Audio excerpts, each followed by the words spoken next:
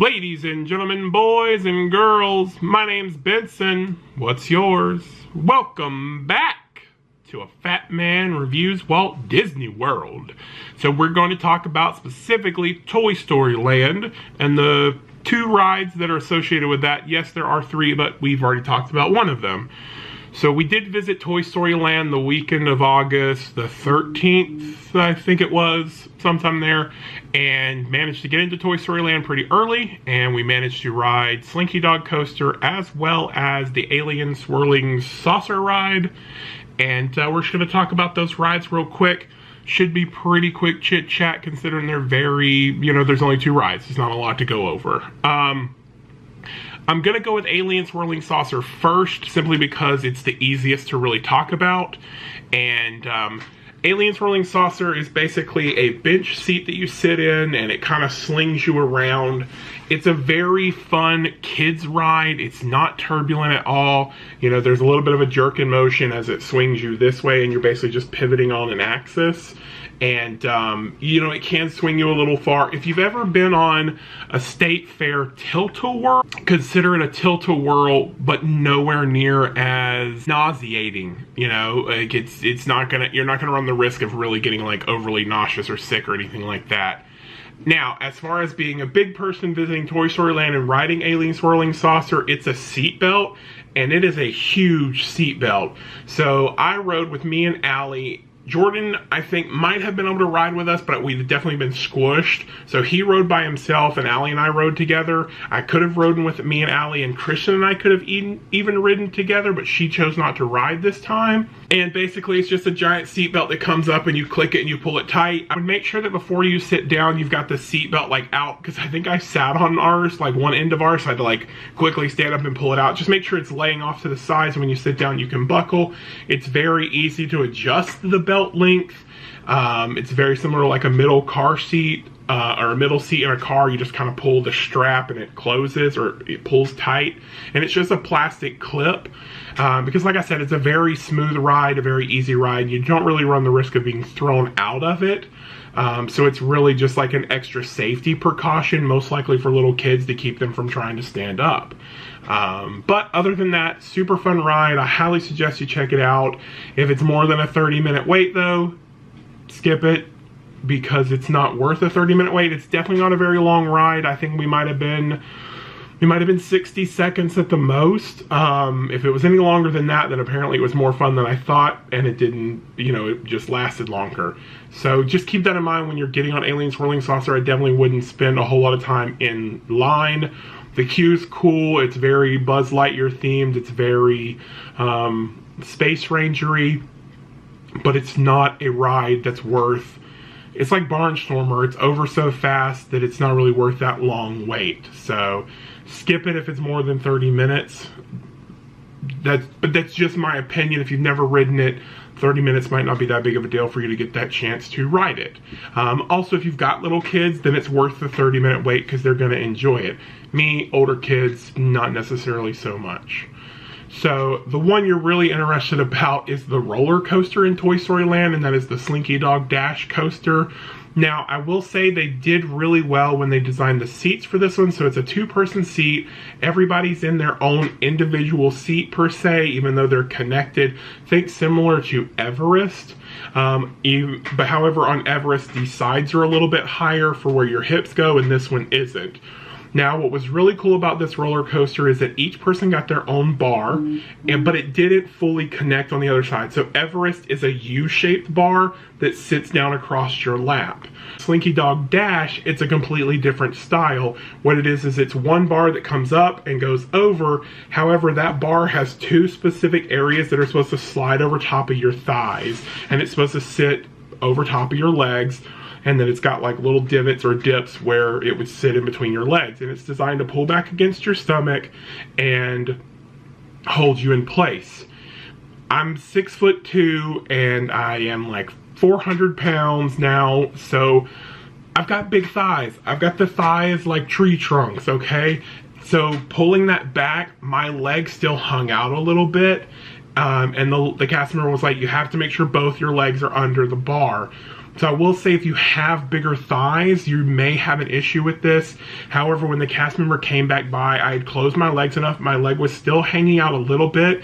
And she was like, do me a favor, just keep your thighs closed. So what I did was I pulled it back. I made sure my legs and my thighs were as close together as they could. And I was able to ride the ride. So just keep that in mind that when you do sit down, the first thing you want to do is sit down, sit all the way down, slide back, put your legs together and your thighs together, and then pull the bar back and try and keep your knees and your thighs lined up under the two little U-shaped portions of the bar.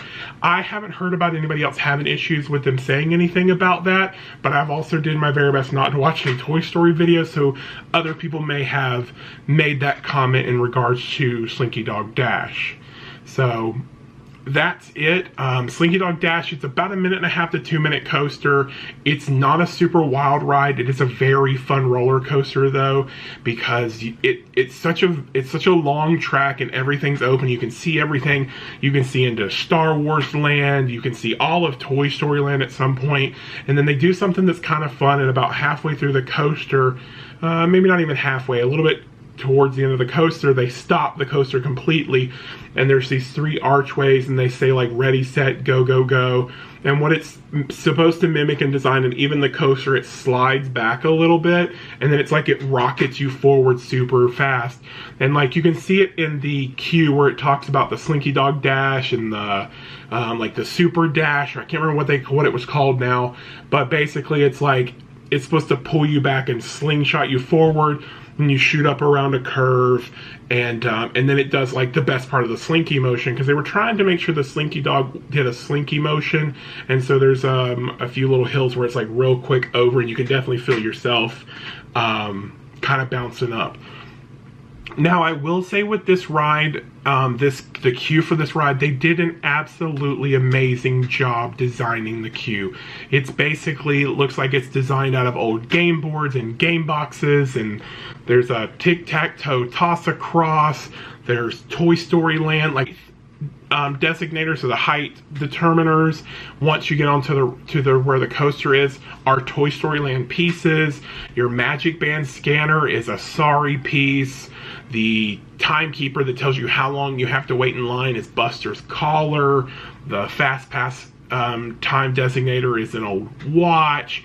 It's just such a cool, well-designed ride queue. Now, the only thing that I'm going to say about Toy Story Land in a whole, really in any kind of negative light, is the fact that there's not a lot of shade, and I know you've heard it mentioned, and I know it's an issue for a lot of people, but the whole theming for this entire land is that it's a backyard. You can even see, if you look, when you come into the park, if you look, when you come to Toy Story Land, if you look up to your right, there's a giant wall, and it's a fence. It looks like a backyard fence. I mean, to the point that you can hear a lawnmower sliding by in some of the speakers and stuff. So this is literally meant to be somebody's backyard. But so there's not a lot of shade in there. And I don't know if they did that on purpose to try and tie in with the theming that there's no shade in Toy Story Land because it's a backyard, or if they just couldn't figure out a good way to theme shade into it.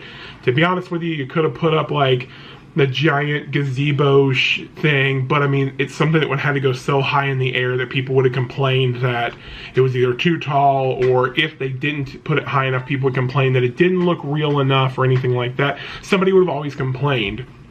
And that's just the nature of the beast, especially for Disney World when they're trying to design these amazing attractions and rides. Keep that in mind that when you're going in there, there's not a lot of shade except for a few umbrellas that are kind of scattered throughout the park, and as well as umbrellas in the seating area for Andy's Lunchbox, which is the quick service restaurant within the park, or within this area of the park. So they've got little kiosks everywhere for selling different merchandise, some cool merchandise. They've got like the original Slinky Dog, or the updated version of the original Slinky Dog. But back to the whole no shade. If you get very hot very easily, if you've got any kind of issues with the amount of sunshine that Florida gets, if you've got any kind of worries as far as that go, you know, be careful in Toy Story Land, or even try to avoid Toy Story Land, or bring you an umbrella that you can carry around, because eventually it's going to rain and that umbrella is going to come in handy twofold. But you could bring an umbrella just to carry and shade yourself. be careful of the people around you with that in mind. Make sure you're wearing lots of sunscreen. Make sure you reapply that sunscreen, you know, if for some reason you end up standing in line for Slinky Dog for 80 minutes, you know, because they do get up to those time frames. So, but my recommendation for Toy Story Land is to get to Hollywood Studios at least by 7:15. We got there at 7:15. We were second in line to Magic Band into the park for our turnstile area, and we were in Toy Story Land by 8:05, maybe 8:10, and we were done with everything in Toy Story Land by 11:15, and that includes sitting down to eat. So just keep that in mind, that if you get there early, yeah, you're standing early in the park for the park 45 minutes, but we only stood for Slinky Dog for about 40 minutes, so overall it was about a 80-minute wait. But it wasn't so like crowded, and I wasn't out in the sunshine a lot, because once you get really to the halfway point of that queue, you're under some kind of shade at some point. So just keep that in mind. That's my opinion. Get there as early as possible so that you're kind of one of the first few people in the park. Or if you're staying on property, definitely take advantage of those magic hours, because I did have a friend go and she was on and off the ride within 30 minutes thanks to magic hours, extra magic hours. So just keep that in mind with Toy Story Land. However, overall, it's amazing. It's gorgeous. We love the theming for it. All of us enjoyed it 100%. And it was so fun to see something new, something completely brand new created, and for it to really hit home, because it's something that my kids have grown up with and we've grown up with. So have you been to Toy Story Land? Did you like Toy Story Land? Did you like the rides? What were your thoughts about Toy Story Land if you've been? Are you aiming to go to Toy Story Land? What are your thoughts and hopes for your visit to Toy Story Land? Have you watched any vlogs about Toy Story Land? Are you trying to do like I do and go in with a clean slate and see it all new for the first time? Let me know your thoughts on Toy Story Land, or if you haven't been, what are your thoughts on the designs for the rides for bigger people, and how, you know, we as that part of society fit into the spectrum? Let me know. Let me know. I enjoy talking to you guys. I love getting comments on the Fat Man Reviews, because people ask me honest questions and they get honest answers, and I love these interactions, and the more I get, the happier I am, because it's wonderful being able to share this with you guys. So don't forget to leave me your comments and your questions, and share this with anybody you know who might have a worry about going to see Walt Disney World, any part of it, because everybody's got a place there.